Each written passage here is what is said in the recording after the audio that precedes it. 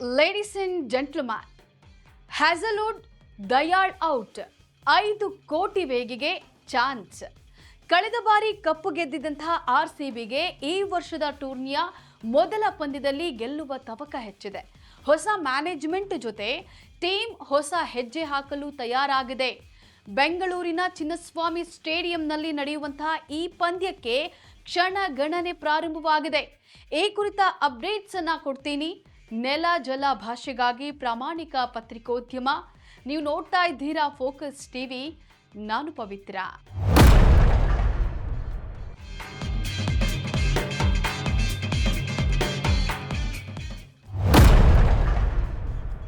SRH ವಿರುದ್ಧದ ಮೊದಲ ಪಂದ್ಯಕ್ಕೆ RCB ಪ್ಲೇಯಿಂಗ್ 11 ಹೀಗಿರಲಿದೆ. ವಿರಾಟ್ ಕೊಹ್ಲಿ ಅವರು ಈ ಸೀಸನ್ ನಲ್ಲಿ ಓಪನರ್ ಆಗಿ ಇನ್ನಿಂಗ್ಸ್ ಅನ್ನ ಆರಂಭಿಸುವುದರಲ್ಲಿ ಯಾವುದೇ ಅನುಮಾನವಿಲ್ಲ. ಅವರು ಪವರ್ ಪ್ಲೇನಲ್ಲಿ ಆಕ್ರಮಣಕಾರಿ ಆರಂಭ ನೀಡುವ ನಿರೀಕ್ಷೆ ಇದೆ.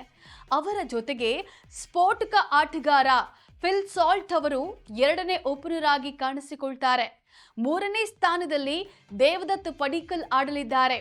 ಅವರು ಓಪನರ್ಗಳ ನಂತರ ಮಧ್ಯಮ ಕ್ರಮಾಂಕದಲ್ಲಿ ಸಂಪರ್ಕ ಕಲ್ಪಿಸುವಂತಹ ಲಿಂಕ್ ಆಗಿ ಕೆಲಸವನ್ನ ಮಾಡಲಿದ್ದಾರೆ.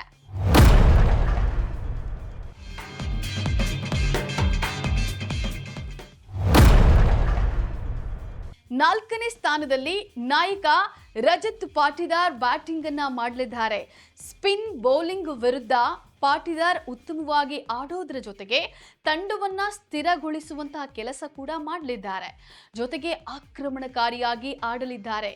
5ನೇ ಮತ್ತು 6ನೇ ಸ್ಥಾನದಲ್ಲಿ ವಿಕೆಟ್ ಕೀಪರ್ ಜಿತೇಶ್ ಶರ್ಮಾ ಹಾಗೂ ಟಿಮ್ ಡೇವಿಡ್ ಫಿನಿಶಿಂಗ್ ಜವಾಬ್ದಾರಿಯನ್ನ ವಹಿಸಿಕೊಳ್ಳಲಿದ್ದಾರೆ.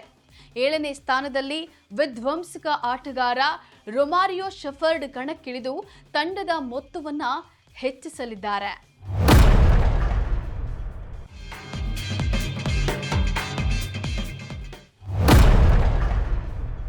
8ನೇ ಸ್ಥಾನದಲ್ಲಿ ಕೃಣಾಲ್ ಪಾಂಡ್ಯ ಅವರು ಆಲ್ರೌಂಡರ್ ಆಗಿ ಬ್ಯಾಟಿಂಗ್ ಮತ್ತು ಬೌಲಿಂಗ್ ಎರಡೂ ಕಡೆ ಬಲ ನೀಡ್ತಾರೆ.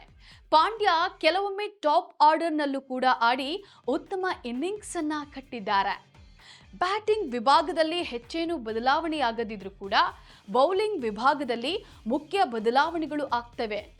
ಸಂಪೂರ್ಣ ಫಿಟ್ನೆಸ್ ಸಾಧಿಸಿದಂತಹ ಜೋಶ್ ಹ್ಯಾಜಲ್ವುಡ್ ಮೊದಲ ಕೆಲವು ಮ್ಯಾಚ್ಗಳನ್ನು ಮಿಸ್ ಮಾಡಿಕೊಳ್ಳಲಿದ್ದಾರೆ. ಯಶ್ ದಯಾಳ್ ವೈಯಕ್ತಿಕ ಕಾನೂನು ಕಾರಣಗಳಿಂದ ತಂಡದಿಂದ ಹೊರಗುಳಿತಿದ್ದಾರೆ. ನುವಾನ್ ತುಷಾರ ಕೂಡ NOC ಸಿಗದೆ ಟೂರ್ನಿಯಿಂದ ಹೊರಬಿದ್ದಿದ್ದಾರೆ.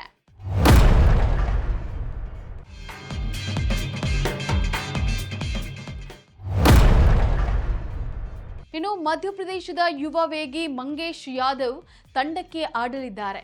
ಅವರು ಅನ್ಕ್ಯಾಪ್ಡ್ ಲೆಫ್ಟ್ ಆರ್ಮ್ ಪೇಸರ್ ಆಗಿದ್ದು IPL ನಲ್ಲಿ ಡೆಬ್ಯೂ ಮಾಡುವ ಸಾಧ್ಯತೆ ಇದೆ.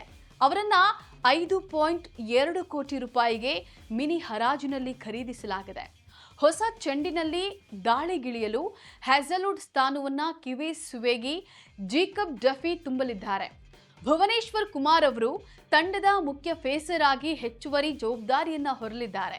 ಇನ್ನು ಇಂಪ್ಯಾಕ್ಟ್ ಪ್ಲೇಯರ್ ಆಗಿ ಸುಯೇಶ್ ಶರ್ಮಾ ಅಥವಾ ಕಾಶ್ಮೀರಿ ವೇಗಿ ರಸಿಕ್ ಡಾರ್ ಅವರನ್ನ ಆಯ್ಕೆ ಮಾಡುವಂತಹ ಸಾಧ್ಯತೆ ಇದೆ.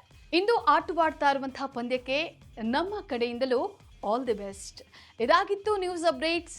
ನೆಲ ಜಲ ಭಾಷೆಗಾಗಿ ನೋಡ್ತಾ ಇರಿ ಫೋಕಸ್ ಟಿವಿ.